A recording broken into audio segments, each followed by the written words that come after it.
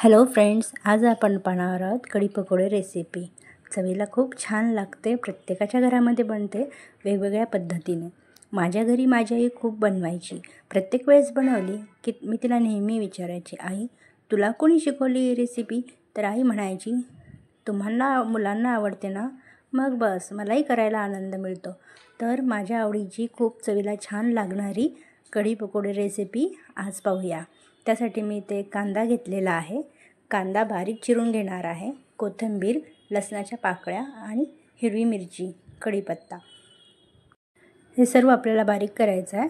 आता एक मिक्सरचं भांडं घेतलेलं आहे, त्याच्यात मी लसणाच्या पाकळ्या, हिरवी मिरची आणि थोडी कोथिंबीर ॲड करून पेस्ट बनवून घेणार आहे। आता एका साईडला मी एक वाटी बेसन चाळून घेणार आहे मी आपल्याला, जेणेकरून आपल्याला त्याचे छान पकोडे बनवता येईल। आता बघा, मी पीठ व्यवस्थित चाळून घेतलेलं आहे। त्यामध्ये मी मीठ ॲड करत आहे, थोडीशी हळद आणि थोडेसे जिरे आणि थोडासा ओवा ॲड करणार आहे, इथे तुम्ही बघू शकता। आणि आपण कट केलेला कांदा देखील मी यामध्ये ॲड करणार आहे आणि थोडंसं लाल तिखट, इथे बघू शकता। तुम्ही यामध्ये पालक देखील चिरून ॲड करू शकता, त्याने चव छान येते, पण मी इथे फक्त कोथिंबीर बारीक चिरून ॲड करणार आहे। आता यामध्ये मी थोडंसं पाणी टाकून मिक्स करणार आहे। हे बॅटर आपल्याला खूप पातळही करायचं नाही आहे आणि खूप घट्टही करायचं आहे, जेणेकरून याचे आपल्याला व्यवस्थित गोल गोल पकोडे बनवता येतील। आता इथे चिमूटभर मी खायचा सोडा ॲड केलेला आहे। आता परत मी सर्व मिक्स करून घेणार आहे, ते बघू शकता तुम्ही। आता व्यवस्थित आपलं बॅटर मिक्स झालेलं आहे। आता आपण याचे पकोडे बनवून घेऊ। त्यासाठी मी कढईत तेल गरम करायला ठेवलेलं आहे। तेल व्यवस्थित गरम झालं की त्यामध्ये आपण पकोडे टाकूया। पकोडे आपल्याला अगदी गोल गोल आकाराचे टाकायचे आहेत, जेणेकरून कढईमध्ये ते व्यवस्थित डुबल्या जातील। इथे बघू शकता, आपण सर्व पकोडे तळून घेणार आहोत। हलकाशा ब्राऊन रंगावरती झाले की आपले पकोडे व्यवस्थित तळल्या गेलेले बघू शकता। इथे तुम्ही आपले पकोडे किती छान गोल गोल तयार झालेले आहेत।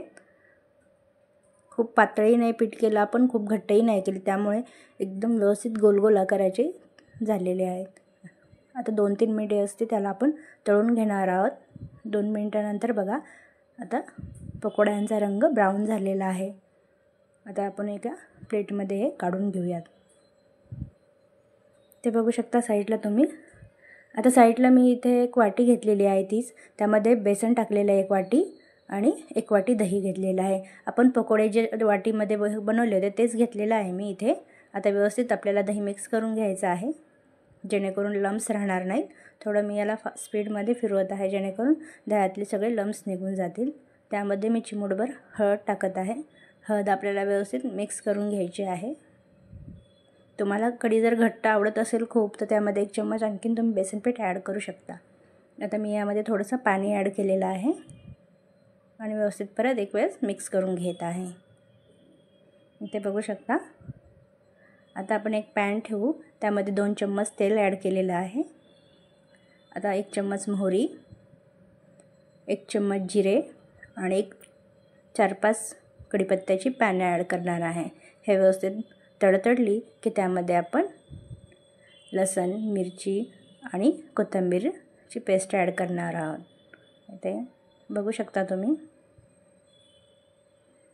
पेस्ट व्यवस्थित परतली गेली की यामध्ये आपण आपलं दहीचं पीठ टाकणार आहोत, दही इथे बघू शकता। आता मी यात ॲड करून घेणार आहे। आपलं बॅटर खूप व्यवस्थित झालेलं होतं, त्यामध्ये मी थोडंसं पाणी ॲड करणार आहे। पाणी कितपत तुम्हाला कढी घट्ट हवी आहे त्यानुसार तुम्ही ॲड करू शकता।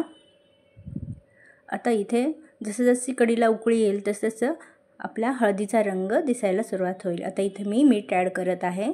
मीठ तुम्ही चवीप्रमाणे ॲड करू शकता। चिमूटभर मी साखर देखील ॲड केलेली आहे, कारण की कढीला इतकी छान चव येते ना। थोडीशी कोथिंबीर। आता आपली कढी एकदम व्यवस्थित उकळून झालेली आहे। 5 मिनिट तिला व्यवस्थित उकळू द्यायचं आहे। त्यानंतर आपण त्यामध्ये आता इथे ॲड करणार आहोत, 1 बाय 1 इथे पकोडे ॲड करून घेणार आहोत। पकोडे जर तुम्हाला जास्त आवडत असतील तर तुम्ही जास्तही ॲड करू शकता।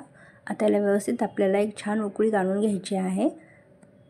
2-3 मिनिटे व्यवस्थित उकळी आली की आपले पकोडे एकदम मऊ होतील आणि चवीला देखील छान लागतील। यानंतर आपल्याला याच्यावरती एक छान तडका द्यायचा आहे. इथे बघू शकता आपले एकदम पकोडे व्यवस्थित उकळल्या गेलेले आहेत. आता हे मी साईडला ठेवत आहे. तडक्यासाठी मी इथे तेल घेतलेलं आहे. त्यामध्ये थोडेसे जिरे ॲड केले, थोडीशी मोहरी आणि 2 सुक्या हिरव्या लाल मिरच्या मी ॲड केलेल्या आहेत. त्यानंतर थोडंसं हिंग टाकलेलं आहे मी. हिंगामुळे कढीला खूप छान चव येते. आता इथे मी अर्धा चम्मच तीळ ॲड केलेले आहे. यामध्ये तीळ तुम्ही आवडत नसतील तर नाही टाकले तरी काहीच हरकत नाही. आणि त्यानंतर इथे मी काश्मीरी लाल तिखट ॲड केलेलं आहे. हे खूप तिखट नसतं, फक्त रंग छान येतो याचा आणि चवही छान लागते. इथे बघू शकता आता मी हे आपल्या कढीवरती टाकलेलं आहे आणि वरून थोडीशी कोथिंबीर ॲड केलेली आहे. इथे बघू शकता तुम्ही, जितकं दिसायला छान दिसते तितकी चवीला खूप छान लागते. मला भाताबरोबर खूप छान आवडते खायला. तुम्ही नक्की ट्राय करा. माझी रेसिपी आवडली असेल तर तुम्ही लाईक, शेअर आणि सबस्क्राईब करायला विसरू नका. तुम्हाला अशाच नवीन रेसिपी जर पाहायच्या असतील तर माझ्या चॅनलला सबस्क्राईब करा. आता इथे बघू शकता मी एका वाटीमध्ये काढून घेत आहे.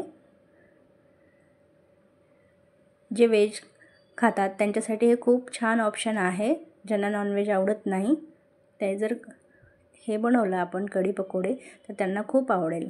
इथे मी चव घेऊन पाहत आहे. खूप छान झालेली आहे. Bye bye.